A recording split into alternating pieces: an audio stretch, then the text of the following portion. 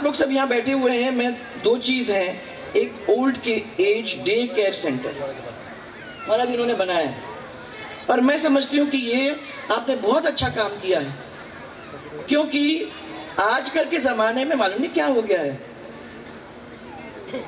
जो जवान लोग हैं, या शायद हम लोगों की गलती है कि हम अपने बच्चों को समझा नहीं सके हैं कि हमारा परिवार है, हिंदुस्तान के अंदर का जो परिवार होता है, उस परिवार के अंदर जो शक्ति होती है, उसमें छोटे से लेके बड़े उसकी जगह होती है। छोटे की जगह और बड़ा भी आपको समझाता है, उस परिवार को आगे ले जाता है, उसकी साया जब तक घर पे है तब तक वो घर धन्य है। परंतु आजकल मैं देखने लगी हूं कि टाइम नहीं है, टाइम नहीं है, टाइम नहीं है, अपने लिए टाइम नहीं है, तो माँ बाप के लिए टाइम कहाँ होगा। और माँ बाप तो अब तो हमारे गले में संकट हो गए, उनके लिए हमको कुछ करना पड़ेगा भाई। कैसे हम करें? हम हमारी धर्मपत्नी और हमारे दो बच्चे, बस हम घर में रहेंगे, बस हमारा काम चलेगा, ये नहीं चल सकता भाइयों, क्योंकि जब तक बड़ों का आशीर्वाद नहीं है तब तक वो परिवार भी पूरी तरह से सफल नहीं हो सकता। आप लोगों ने जो अपने हाथ में ये लिया है, आप लोगों ने जो ये day care centre, old age day care centre का काम अपने हाथ में लिया है, उसमें ये होगा कि कभी वो अकेले नहीं होंगे।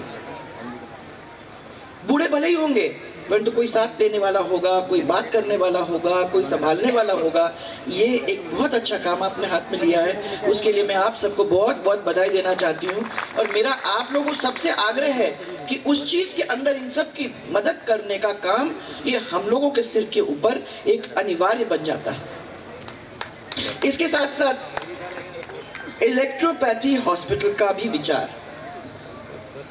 अब मुझे याद है जब ये पहले बार महाराज मेरे पास आए, मैंने कहा ये इलेक्ट्रोपैथी है क्या चीज़, मैंने कभी सुना ही नहीं। तो बिठा के मेरे को बड़ा समझाया, तो हमने अपने विधानसभा के अंदर इलेक्ट्रोपैथी का बिल पास करवाने का काम किया। और मुझे याद है वो सब लोग मेरे पास आए ये कहने को कि अब आपने ये इलेक्ट्रोपैथी का बिल पास करवा दिया है। मैंने कहा कि अब हमने पास तो करवा दिया है, पर अब आप अपने चीज़ों को मजबूती से जमीन पर खड़ा करो और वो इलेक्ट्रोपैथी से ट्रीटमेंट चालू करो, और हमको दिखाना शुरू करो, दुनिया को दिखाना शुरू करो कि जिस चीज़ के बारे में आपने हमको बताया था वो वाकई में जमीन के ऊपर खरा उतर सकता है। तो अब आप आगे बढ़े और आप लोगों ने इलेक्ट्रोपैथी के हॉस्पिटल का विचार तय किया है। मैं समझती हूँ कि उसके द्वारा अगर आप कोई नई चीज़ कर सकते हो, कोई अच्छा काम करवा सकते हो, तो भगवान की आपके ऊपर बहुत सारे आशीर्वाद होंगे। और मैं यही विश्वास करती हूँ कि आपने जो ये सब किया है वो बहुत यूज़फुल रहे।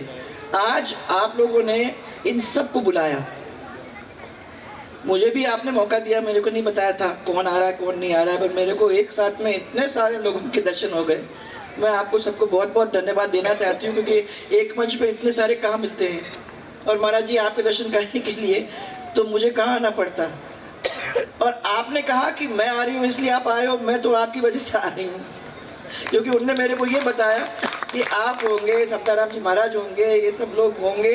तो मैंने कहा कि भैया जब ये आएंगे महाराज इतने दूर से, तो फिर हम अगर झालावाड़ से चलकर यहाँ नहीं आ सकते तो फिर क्या रहा।